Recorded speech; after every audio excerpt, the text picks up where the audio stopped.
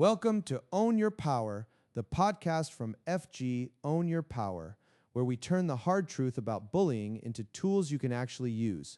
Why people hang out with bullies? Let's get into it. Why people hang out with bullies? Unpacking the complex psychology of bystander loyalty. It's a perplexing and often infuriating phenomenon. Watching a bully operate, surrounded by a seemingly loyal entourage. You might wonder, why would anyone willingly associate with someone so cruel? The answer is rarely simple solidarity or agreement with the bully's actions. Instead, it's a tangled web of psychological, social, and emotional factors that drive individuals to maintain relationships with bullies, even when they internally disapprove. Understanding these dynamics is crucial not only for victims of bullying but for anyone seeking to foster environments of safety and respect. At Fin and Grin, we believe that understanding the why is the first step toward reclaiming your power. This article will delve deep into the multifaceted reasons behind bystander loyalty to bullies, from basic human survival instincts to the subtle machinations of power. We'll explore the fear, social pressures, distorted perceptions, and even the unfortunate benefits that can keep individuals tethered to a toxic dynamic. Our aim is to shed light on this complex issue, offering empathy for those caught in these situations and empowering insights for positive change. Quote, bystander loyalty isn't about agreement. It's often a complex negotiation of fear, social survival, and misaligned power dynamics. The pervasive power of fear, a primary motivator. One of the most potent drivers of bystander loyalty to bullies is fear. This isn't just about physical intimidation, though that is certainly a factor, especially in school settings or physically demanding environments like sports teams. According to the CDC Youth Risk Behavior Survey 2023, 1 in 5 high school students reported being bullied on school property, highlighting the pervasive nature of intimidation.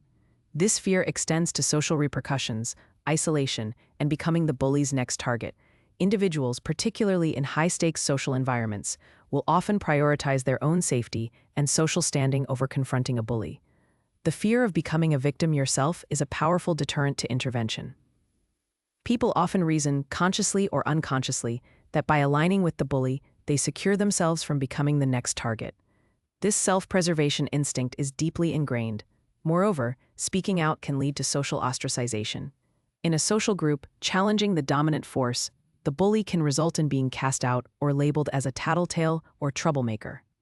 For teenagers, whose social identity is paramount, the prospect of social isolation can be terrifying. This phenomenon is not limited to youth. In workplaces, the Workplace Bullying Institute 2024 reports that 30% of American workers have experienced workplace bullying, often fearing job loss or career stagnation if they speak up against a powerful perpetrator.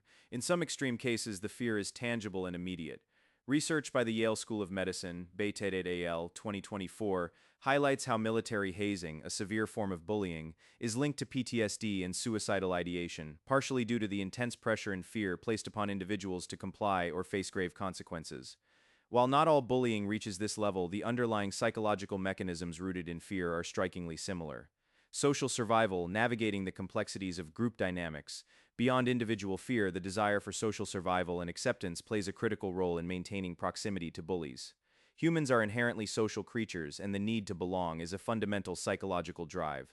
When a bully holds a position of power or influence within a social group, aligning with them can provide a perceived sense of status or protection. This dynamic is particularly evident in school settings, but also exists in workplaces, community groups, and even families. Bystanders might hang out with bullies to maintain their social standing or to avoid being excluded. Being seen as friends with the bully can offer a shield against becoming a target. It can also grant access to social resources or opportunities that the bully controls. In certain contexts, the bully might be perceived as popular, charismatic, or tough, and associating with them can elevate one's own perceived status. This isn't necessarily about liking the bully, but about leveraging their social capital for personal gain or protection. The Journal of Adolescent Health, for example, points out that LGBTQ+ youth are 3x more likely to experience bullying, underscoring how certain groups become targets, inadvertently reinforcing the power structure that others seek to align with. Furthermore, groupthink and diffusion of responsibility can make it incredibly difficult for individuals to break away. When everyone else is silently accepting or even participating in the bullying, the pressure to conform is immense. This psychological phenomenon, where individuals in a group are less likely to take action or express dissent because others are present, allows bullying to flourish unchecked. According to UNESCO 2024, 1 in 3 students globally have been bullied at least once in the past month. A staggering statistic that speaks volumes about the widespread impact of these social dynamics. The illusion of power and false belonging. Bullies often exude a false sense of control and power, which can be seductive to others. That's it for this episode of Own Your Power. If this helped you, share it with someone who needs it, and find 40 plus free tools to recognize, document, and stop bullying at fgownyourpower.com. You've got the power. We'll see you next time.